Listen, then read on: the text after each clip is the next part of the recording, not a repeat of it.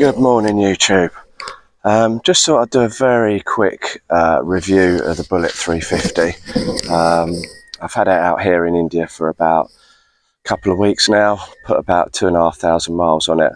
It was pretty much new when I got it. It'd only done 1,000 miles. So I say miles, it's actually kilometres, so 2,500 kilometres.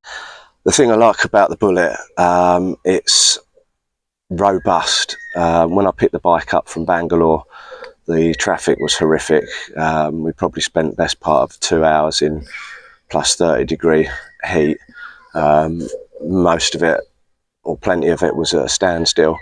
So obviously it's an air-cooled engine, so you sort of worry about things, you know, getting overheated and stuff, but it was absolutely fine. The engine warning light came on a couple of times in those first couple of days, but yeah, it's just disappeared now and it's not come back since. I think it was just the heat.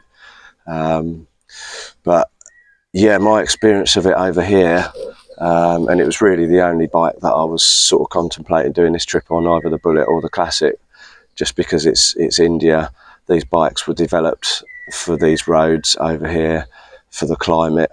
It just takes everything you throw at it.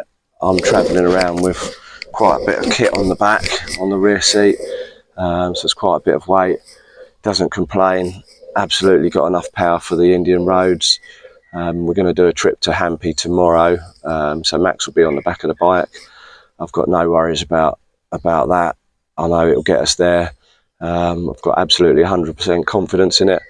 They're great little bikes, they really are. The engine is spot on, it's smooth. The brakes are plenty adequate enough, as I've found out. You have to make some dodgy old stops sometimes, but you're not really going that fast out here, so the brakes have been up to the task. The suspension is fine. I do tend to suffer from a bad back. I've been doing, I think the most I've done is probably a 7-hour day. Generally it's about 4 or 5 hours. I've not had any issues with my back. Seating position is pretty upright. So that's all good. Yeah, it's just an all-round brilliant bike to be doing these sort of trips on. I thoroughly recommend it.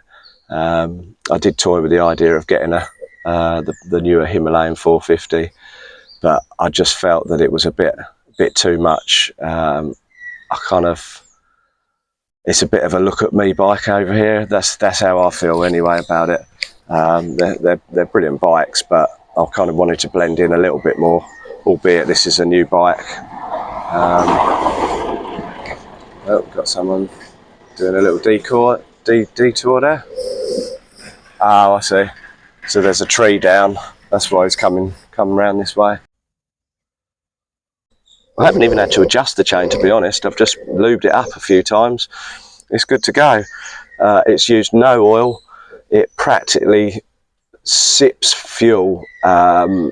It's a bit difficult to judge because you don't buy in litres, you buy in rupees, but roughly 100 rupees is 1 litre.